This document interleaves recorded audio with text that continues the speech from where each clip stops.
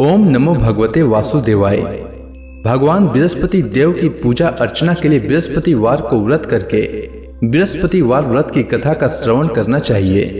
बृहस्पतिवार का व्रत करने और व्रत कथा सुनने से स्त्री पुरुषों की सभी मनोकामनाएं पूरी होती है। इस व्रत से धन संपत्ति की प्राप्ति होती है, निसंतानों को पुत्र प्राप्ति होती है, परिवार में सुख शांति बनी रहती है, सभी आनंद पूर्वक रहते हैं। इस व्रत में व्रत कथा का श्रवण करने का विशेष महत्व है। अब आइए सुनते हैं बृहस्पतिवार व्रत कथा। प्राचीन समय की बात है। भारत में एक राजा राज्य करता था। वह बड़ा प्रतापी तथा दानी था। वह नित्य प्रति मंदिर में भगवत दर्शन करने जाता था।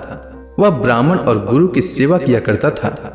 उसके द्वार से कोई भी याचक निराश होकर नहीं लौटता था। वह प्रत्येक गुरुवार को व्रत रखता एवं पूजन करता था। हर दिन गरीबों की सहायता करता था।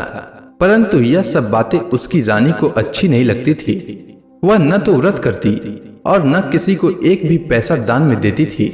वह राजा से भी ऐसा करने को मना किया करती थी। एक समय की बात है। राजा शिकार खेलने वन को चले गए। घर पर रानी और दासी थी। उस समय गुरु बृहस्पति साधु का रूप धारण कर राजा के दरवाजे पर भिक्षा मांगने आए। साधु ने रानी से भिक्षा मांगी तो वह कहने लगी, हे साधु महाराज, मैं इस दान और पुण्य से तंग आ चुकी हूँ। इस कार्य के लिए तो मेरे पति देव ही बहुत हैं। अब आप ऐसी कृपा करें कि सारा धन नष्ट हो जाए तथा मैं आराम से रह सकूं। साधु रूपी बृहस्पति देव ने कहा, हे देवी, तुम बड़ी विचित्र हो। संतान और धन से कोई दुखी नहीं होता है, इसको सभी चाहते हैं। पापी भी पुत्र और धन की इच्छा करता है। अगर तुम्हारे पास धन अधिक है तो भूखे मनुष्यों को भोजन कराओ, प्याऊ लगाओ, ब्राह्मणों को दान दो, धर्मशालाएं बनवाओ, कुआं, तालाब, बावड़ी, बाग, बगीचे आदि का निर्माण कराओ तथा निर्धनों की कुंवारी कन्याओं का विवाह कराओ, साथ ही यज्ञ आदि करो। इस प्रकार के कर्मों से आपके कुल का और आपका नाम परलोक में सार्थक होगा एवं स्वर्ग की प्राप्ति होगी। परंतु रानी साधु की इन बातों से खुश नहीं हुई। उसने कहा, हे साधु महाराज, मुझे ऐसे धन की आवश्यकता नहीं जिसको मैं अन्य लोगों को दान दूं तथा जिसको रखने और संभालने में ही मेरा सारा समय नष्ट हो जाए। साधु ने कहा, हे देवी, यदि तुम्हारी ऐसी इच्छा है तो जैसा मैं तुम्हें बताता हूं तुम वैसा ही करना। बृहस्पतिवार के दिन घर को गोबर से लिपना, अपने केसों को पीली मिट्टी से धोना, केसों को धोते समय स्नान करना, राजा से कहना वह हजामत करवाए, भोजन में मांस मदिरा खाना, कपड़ा धोबी के यहाँ धुलने देना। इस प्रकार 7 बृहस्पतिवार करने से तुम्हारा धन नष्ट हो जाएगा। यह कहकर साधु महाराज रूपी बृहस्पति देव अंतर ध्यान हो गए। रानी ने साधु के कहने के अनुसार 7 बृहस्पतिवार तक वैसा ही करने का विचार किया। साधु के बताए अनुसार कार्य करते हुए केवल 3 बृहस्पतिवार ही बीते थे कि उसकी समस्त धन संपत्ति नष्ट हो गई। भोजन के लिए दोनों समय परिवार तरसने लगा तथा सांसारिक भोगों से दुखी रहने लगा। तब वह राजा रानी से कहने लगा कि हे रानी, तुम यहाँ पर रहो, मैं दूसरे देश को जाता हूँ, क्योंकि यहाँ पर मुझे सभी मनुष्य जानते हैं, इसलिए मैं यहाँ कोई कार्य नहीं कर सकता। मैं अब परदेश जा रहा हूँ, वहाँ कोई काम धंधा करूंगा, शायद हमारे भाग्य बदल जाए। ऐसा कहकर राजा परदेश चला गया। वह वहां जंगल से लकड़ी काट कर लाता और शहर में बेचता। इस तरह जीवन व्यतीत करने लगा। इधर राजा के बिना रानी और दासियां दुखी रहने लगी। किसी दिन भोजन मिलता और किसी दिन जल पीकर ही रह जाती। एक समय रानी और दासियों को 7 दिन बिना भोजन के व्यतीत करना पड़ा। तो रानी ने अपने दासी से कहा, हे दासी, यहाँ पास के ही नगर में मेरी बहन रहती है। वह बड़ी धनवान है। तू उसके पास जा और वहां से 5 सेर बेझर मांग कर ले आ, जिससे कुछ समय के लिए गुजर हो जाए। दासी रानी की बहन के पास गई। रानी की बहन उस समय पूजा कर रही थी। बृहस्पतिवार का दिन था। दासी ने रानी की बहन से कहा, हे रानी, मुझे आपकी बहन ने भेजा है, मुझे 5 सेर बेझर दे दो। दासी ने यह बात अनेक बार कही, परंतु रानी की बहन ने कोई उत्तर नहीं दिया, क्योंकि वह उस समय बृहस्पतिवार की कथा सुन रही थी। जब दासी को रानी की बहन से कोई उत्तर नहीं मिला तो वह बहुत दुखी हुई। उसे क्रोध भी आया। वह लौटकर रानी से बोली, हे रानी, आपकी बहन बहुत ही धनी स्त्री है, वह छोटे लोगों से बात भी नहीं करती। मैंने उससे कहा तो उसने कोई उत्तर नहीं दिया। मैं वापस चली आई। रानी बोली, हे दासी, इसमें उसका कोई दोष नहीं है। जब बुरे दिन आते हैं तब कोई सहारा नहीं देता। अच्छे बुरे का पता विपत्ति में ही लगता है। जो ईश्वर की इच्छा होगी वही होगा। यह सब हमारे भाग्य का दोष है। उधर रानी की बहन ने सोचा कि मेरी बहन की दासी आई थी, परंतु मैं उससे नहीं बोली। इससे वह बहुत दुखी हुई होगी। अतः कथा सुन और भगवान विष्णु का पूजन समाप्त कर वह अपनी बहन के घर आई और कहने लगी, हे बहन, मैं बृहस्पतिवार का व्रत कर रही थी। तुम्हारी दासी हमारे घर आई थी, परंतु जब तक कथा होती है तब तक हम लोग न उठते हैं और न बोलते हैं, इसलिए मैं नहीं बोली। कहो दासी क्यों आई थी? रानी बोली, बहन, हमारे घर अनाज नहीं था। वैसे तुमसे कोई बात छिपी नहीं है, इस कारण मैंने दासी को तुम्हारे पास 5 सिर भेजर लेने के लिए भेजा था। रानी की बहन बोली, बहन देखो, बृहस्पति भगवान सबकी मनोकामना पूर्ण करते हैं। देखो, शायद तुम्हारे घर में अनाज रखा हो। यह सुनकर दासी घर के अंदर गई तो वहां उसे एक घड़ा बेझर का भरा मिल गया। उसे बड़ी हैरानी हुई क्योंकि उसने एक एक बर्तन देख लिया था। उसने बाहर आकर रानी को बताया। दासी अपनी रानी से कहने लगी, हे रानी, देखो, वैसे हमको जब अन्न नहीं मिलता तो हम रोज ही व्रत करते हैं। अगर इनसे व्रत की विधि और कथा पूछ ली जाए तो उसे हम भी किया करेंगे। दासी के कहने पर रानी ने अपनी बहन से बृहस्पतिवार व्रत के बारे में पूछा। उसकी बहन ने बताया, हे रानी बहन, बृहस्पतिवार को सूर्योदय से पूर्व उठकर स्नान करके बृहस्पतिवार का व्रत करना चाहिए, लेकिन उस दिन सिर नहीं धोना चाहिए। बृहस्पतिवार के व्रत में चने की दाल और मुनक्का से विष्णु भगवान का केले के वृक्ष की जड़ में पूजन करें तथा दीपक जलाएं। उस दिन एक ही समय भोजन करें। भोजन पीले खाद्य पदार्थ का करें तथा कथा सुने। इस प्रकार करने से गुरु भगवान प्रसन्न होते हैं, अन्न पुत्र धन देते हैं, मनोकामना पूर्ण करते हैं। व्रत और पूजन की विधि बताकर रानी की बहन अपने घर लौट गई। रानी और दासी दोनों ने निश्चय किया कि बृहस्पति देव भगवान का पूजन जरूर करेंगे। 7 दिन बाद जब बृहस्पतिवार आया तो उन्होंने व्रत रखा। घुड़साल में जाकर चना और गुड़ बीन लाई तथा उसी दाल से केले की जड़ तथा विष्णु भगवान का पूजन किया। अब भोजन पीला कहाँ से आए? दोनों बड़ी दुखी हुई, परंतु उन्होंने व्रत किया था, इस कारण बृहस्पति देव भगवान प्रसन्न थे। एक साधारण व्यक्ति के रूप में वे 2 थालों में सुंदर पीला भोजन लेकर आए और दासी को देकर बोले, हे दासी, यह भोजन तुम्हारे और रानी के लिए है, तुम दोनों करना। दासी भोजन पाकर बड़ी प्रसन्न हुई और रानी से बोली, रानी जी, भोजन कर लो। रानी को भोजन आने के बारे में कुछ पता नहीं था, इसलिए वह दासी से बोली, जा तू ही भोजन कर, क्योंकि तू हमारी व्यर्थ में हंसी उड़ाती है। दासी बोली, एक व्यक्ति भोजन दे गया है। रानी कहने लगी, वह भोजन तेरे लिए दे गया है, तू ही भोजन कर। दासी ने कहा, वह व्यक्ति हम दोनों के लिए 2 थालों में भोजन दे गया है, इसलिए मैं और आप दोनों ही साथ साथ भोजन करेंगी। दोनों ने गुरु भगवान को नमस्कार कर भोजन प्रारंभ किया। उसके बाद से वे प्रत्येक बृहस्पतिवार को गुरु भगवान का व्रत और पूजन करने लगी। बृहस्पति भगवान की कृपा से उनके पास धन हो गया, परंतु रानी फिर से पहले की ही तरह आलस्य करने लगी। तब दासी बोली, देखो रानी, तुम पहले भी इस प्रकार आलस्य करती थी, तुम्हें धन के रखने में कष्ट होता था, इस कारण सभी धन नष्ट हो गया। अब गुरु भगवान की कृपा से धन मिला है तो फिर तुम्हें आलस्य होता है। बड़ी मुसीबतों के बाद हमने यह धन पाया है, इसलिए हमें दान पुण्य करना चाहिए। तुम भूखे मनुष्यों को भोजन कराओ, प्याऊ लगवाओ, ब्राह्मणों को दान दो, कुआं तालाब बावड़ी आदि का निर्माण कराओ, मंदिर पाठशाला बनवाकर दान दो, कुंवारी कन्याओं का विवाह करवाओ, धन को शुभ कार्यों में खर्च करो, जिससे तुम्हारे कुल का यश बढ़े तथा स्वर्ग प्राप्त हो और पितृ प्रसन्न हो। दासी की बात मानकर रानी ने इसी प्रकार के कर्म करने प्रारंभ किए, जिससे उनका काफी यश फैलने लगा। एक दिन रानी और दासी आपस में विचार करने लगी कि न जाने राजा किस दशा में होंगे, उनकी कोई खोज खबर नहीं है। गुरु भगवान से उन्होंने प्रार्थना की और भगवान ने रात्रि में राजा को स्वप्न में कहा, हे राजा, उठ, तेरी रानी तुझको याद करती है, अब अपने देश को लौट जा। राजा प्रातः काल उठकर जंगल से लकड़ियां काट कर लाने के लिए जंगल की ओर चल पड़ा। जंगल से गुजरते ही वह सोचने लगा, रानी की गलती से उसे कितने दुख भोगने पड़े। राजपाट छोड़कर उसे जंगल में आकर रहना पड़ा। जंगल से लकड़ियां काटकर उन्हें बेचकर गुजारा करना पड़ा। उसी समय उस जंगल में बृहस्पति देव एक साधु का रूप धारण कर आए और राजा के पास आकर बोले, हे लकड़हारे, तुम इस सुनसान जंगल में किस चिंता में बैठे हो, मुझे बतलाओ। यह सुनकर राजा के नेत्रों में जल भर आया और साधु की वंदना कर बोले, हे प्रभु, आप सब कुछ जानने वाले हैं। इतना कहकर राजा ने साधु को अपनी संपूर्ण कहानी सुना दी।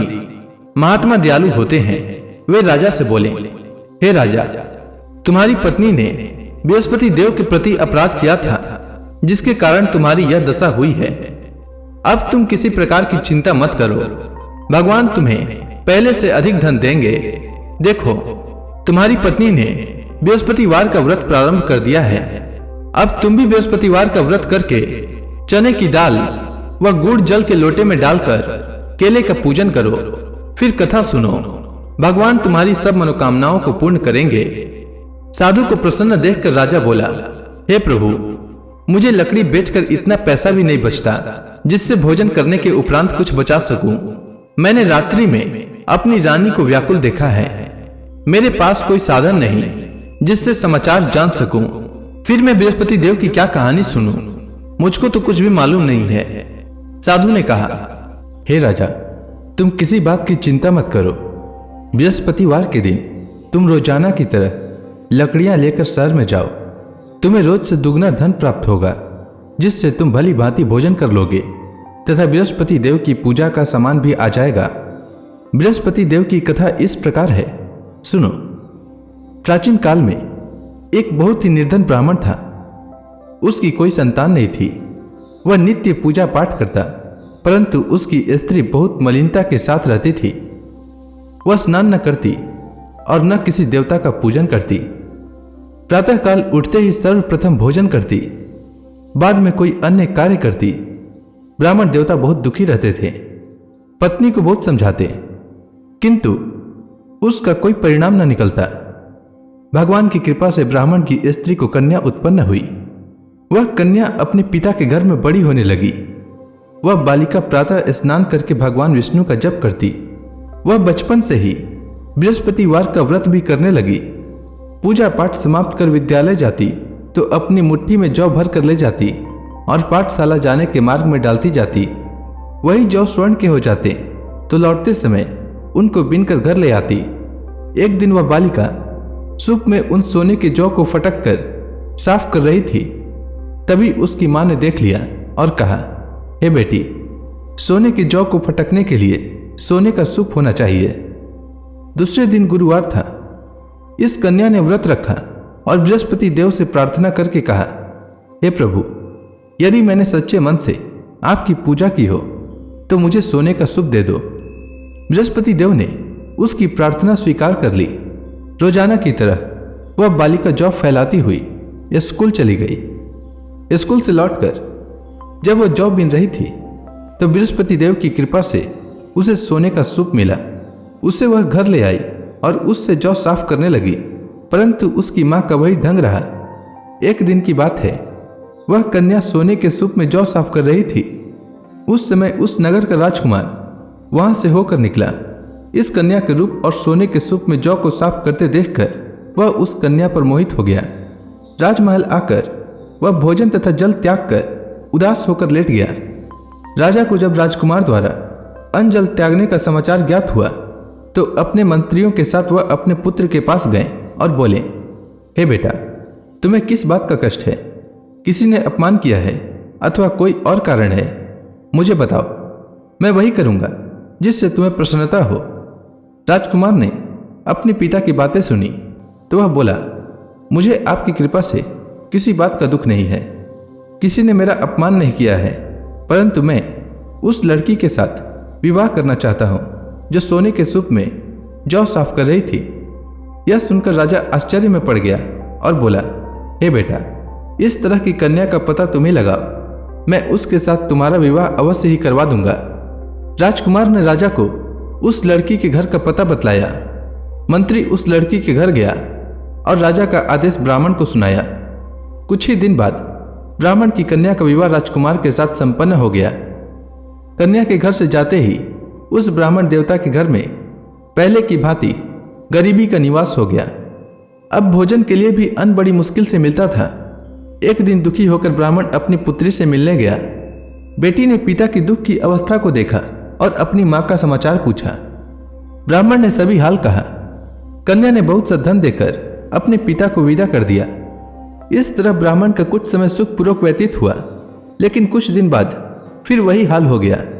ब्राह्मण फिर अपनी कन्या के यहाँ गया और सभी हाल कहा तो पुत्री बोली, हे पिताजी, आप माता जी को यहाँ लिवा लाओ, मैं उन्हें वह विधि बता दूंगी जिससे गरीबी दूर हो जाए। ब्राह्मण देवता अपनी स्त्री को साथ लेकर अपनी पुत्री के पास राजमहल पहुंचे तो पुत्री अपनी मां को समझाने लगी, हे मां, तुम प्रातःकाल उठकर प्रथम स्नान आदि करके विष्णु भगवान का पूजन करो तो सब दरिद्रता दूर हो जाएगी। परंतु उसकी मां ने उसकी एक बात नहीं मानी। वह प्रातःकाल उठकर अपनी पुत्री का बचा जूठन खा लेती थी। एक दिन उसकी पुत्री को बहुत गुस्सा आया। उसने एक रात एक कोठरी से सारा सामान निकाल दिया और अपनी मां को उसमें बंद कर दिया। प्रातः उसमें से उसे निकाला तो स्नान आदि करा के पूजा पाठ करवाया तो उसकी मां की बुद्धि ठीक हो गई। इसके बाद वह नियम से पूजा पाठ करती और प्रत्येक बृहस्पतिवार को व्रत रखने लगी। इस व्रत के प्रभाव से उसकी मां भी बहुत धनवान हो गई और बृहस्पति देवता के प्रभाव से स्वर्ग को गई। वह ब्राह्मण भी सुखपूर्वक इस लोक का सुख भोग कर स्वर्ग को प्राप्त हुआ। इस तरह कहानी कहकर साधु देवता वहां से लोप हो गए। धीरे धीरे समय व्यतीत होने पर फिर बृहस्पतिवार का दिन आया। राजा जंगल से लकड़ी काटकर किसी शहर में बेचने गया। उसे उस दिन और दिनों से अधिक धन मिला। राजा ने चना गुड़ आदि लाकर बृहस्पतिवार का व्रत किया। उस दिन से उसके सभी क्लेश दूर हो गए। परंतु जब अगला गुरुवार का दिन आया तो वह बृहस्पतिवार का व्रत करना भूल गया। इस कारण बृहस्पति भगवान नाराज हो गए। उस दिन उस नगर के राजा ने विशाल यज्ञ का आयोजन किया तथा अपने समस्त राज्य में घोषणा करवा दी कि कोई भी मनुष्य अपने घर में भोजन न बनाए तथा आग भी न जलाए। समस्त लोग मेरे यहाँ भोजन करने आवे। इस आज्ञा को जो न मानेगा उसको फांसी की सजा दी जाएगी। राजा की आज्ञानुसार राज्य के सभी वासी राजा के भोज में सम्मिलित हुए, लेकिन लकड़हारा कुछ देर से पहुंचा, इसलिए राजा उसको अपने साथ महल में ले गए। जब राजा लकड़हारे को भोजन करा रहे थे तो रानी की दृष्टि उस खुटी पर पड़ी जिस पर उसका हार लटका हुआ था। उसे हार खुटी पर लटका दिखाई नहीं दिया। रानी को निश्चय हो गया कि मेरा हार इसी लकड़हारे ने चुरा लिया है। उसी समय सैनिक बुलवाकर उसको जेल में डलवा दिया। जब लकड़हारा जेल खाने में गया तो बहुत दुखी होकर विचार करने लगा कि न जाने कौन से पूर्व जन्म के कर्म से मुझे यह दुख प्राप्त हुआ है, और उसी साधु को याद करने लगा जो जंगल में मिला था। तत्काल बृहस्पति देव साधु के रूप में प्रकट हो गए और उसकी दशा को देखकर कहने लगे, अरे मूर्ख, तूने बृहस्पति देवता की कथा नहीं कही, इसी कारण तुझे दुख प्राप्त हुआ है। अब चिंता मत कर। बृहस्पतिवार के दिन जेल खाने के दरवाजे पर 4 पैसे पड़े मिलेंगे। उनसे तू बृहस्पति देव की पूजा करना तो तेरे सभी कष्ट दूर हो जाएंगे। अगले बृहस्पतिवार उसे जेल के द्वार पर 4 पैसे मिले। राजा ने पूजा का सामान मंगवाकर कथा कही और प्रसाद बांटा। उसी रात्रि को बृहस्पति देव ने उस नगर के राजा को स्वप्न में कहा, हे राजा, तूने जिस आदमी को जेल खाने में बंद कर दिया है वह निर्दोष है, वह राजा है, उसे छोड़ देना। रानी का हार उसी खुटी पर लटका हुआ है। अगर तू ऐसा नहीं करेगा तो मैं तेरे राज्य को नष्ट कर दूंगा। राजा प्रातःकाल उठा और खुटी पर हार टंगा देखकर लकड़हारे को बुलाकर क्षमा मांगी तथा राजा के योग्य सुंदर वस्त्र आभूषण भेंट कर उसे विदा किया। गुरुदेव की आज्ञानुसार राजा अपने नगर को चल दिया। राजा जब नगर के निकट पहुंचा तो उसे बड़ा ही आश्चर्य हुआ। नगर में पहले से अधिक बाग, तालाब और कुएं तथा बहुत सी धर्मशालाएं, मंदिर आदि बने हुए थे। राजा ने पूछा कि यह किसका बाग और धर्मशाला है। तब नगर के सब लोग कहने लगे कि यह सब रानी और दासी द्वारा बनाए गए हैं। राजा को आश्चर्य हुआ और गुस्सा भी आया। जब रानी ने खबर सुनी कि राजा आ रहे हैं तो उसने अपनी दासी से कहा, हे दासी, देख, राजा हमको कितनी बुरी हालत में छोड़ गए थे। वह हमारी ऐसी हालत देखकर लौट न जाएं, इसलिए तू दरवाजे पर खड़ी हो जा। रानी की आज्ञा अनुसार दासी दरवाजे पर खड़ी हो गई। जब राजा आए तो उन्हें अपने साथ महल में लिवा लाई। तब राजा ने क्रोध करके अपनी तलवार निकाली और पूछने लगा, बताओ, यह धन तुम्हें कैसे प्राप्त हुआ है? तब रानी ने बताया, हमें यह सब धन बृहस्पति देव के व्रत के प्रभाव से प्राप्त हुआ है। राजा ने तब निश्चय किया कि 7 रोज बाद तो सभी बृहस्पति देव का पूजन करते हैं, परंतु मैं रोजाना दिन में 3 बार कथा कहा करूंगा तथा रोज व्रत किया करूंगा। अब हर समय राजा के दुपट्टे में चने की दाल बंधी रहती तथा दिन में 3 बार कथा कहता। एक रोज राजा ने विचार किया कि चलो अपनी बहन के यहां हो आवे। इस तरह का निश्चय कर राजा घोड़े पर सवार हो अपनी बहन के यहां चल दिया। मार्ग में उसने देखा कि कुछ आदमी एक मुर्दे को लिए जा रहे हैं। उन्हें रोककर राजा कहने लगा, अरे भाइयों, मेरी बृहस्पतिवार की कथा सुन लो। वे बोले, लो, हमारा तो आदमी मर गया है, इसको अपनी कथा की पड़ी है। परंतु कुछ आदमी बोले, अच्छा कहो, हम तुम्हारी कथा भी सुनेंगे। राजा ने दाल निकाली और कथा कहनी शुरू कर दी। जब कथा आधी हुई तो मुर्दा हिलने लगा और जब कथा समाप्त हुई तो राम राम करते हुए वह मुर्दा खड़ा हो गया।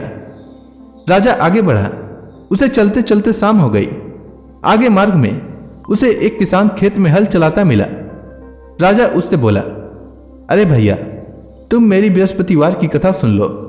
किसान बोला, जब तक मैं तेरी कथा सुनूंगा तब तक 4 हरया जोत लूंगा। जा अपनी कथा किसी और को सुनाना। राजा आगे चलने लगा। राजा के हटते ही बैल पछाड़ खाकर गिर गए तथा किसान के पेट में बहुत जोर से दर्द होने लगा। उसी समय किसान की पत्नी रोटी लेकर आई। उसने जब यह देखा तब हाल पूछा। बुढ़िया दौड़ी दौड़ी उस घुड़सवार के पास गई और उससे बोली, मैं तेरी कथा सुनूंगी, तू अपनी कथा मेरे खेत पर ही चलकर कहना। राजा ने लौटकर बुढ़िया के खेत पर जाकर कथा कही, जिसके सुनते ही बैल खड़े हो गए तथा किसान के पेट का दर्द भी बंद हो गया। राजा अपनी बहन के घर पहुंच गया। बहन ने भाई की खूब मेहमानी की। दूसरे रोज प्रातःकाल राजा जागा तो वह देखने लगा कि सब लोग भोजन कर रहे हैं। राजा ने जब अपनी बहन से पूछा कि ऐसा कोई मनुष्य है जिसने भोजन नहीं किया हो जो मेरी बृहस्पतिवार की कथा सुन ले, तो बहन बोली, हे भैया, यह देश ऐसा ही है। पहले यहाँ के लोग भोजन करते हैं, बाद में अन्य काम करते हैं। अगर पड़ोस में कोई हो तो दिखाती हूं। ऐसा कहकर बहन देखने चली, परंतु उसे कोई भी ऐसा व्यक्ति नहीं मिला जिसने भोजन न किया हो। वह एक कुम्हार के घर गई जिसका लड़का बीमार था। उसे मालूम हुआ कि उसके यहाँ 3 दिन से किसी ने भोजन नहीं किया है।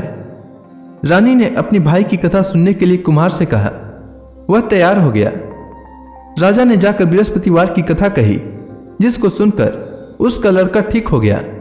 अब तो राजा की प्रशंसा होने लगी।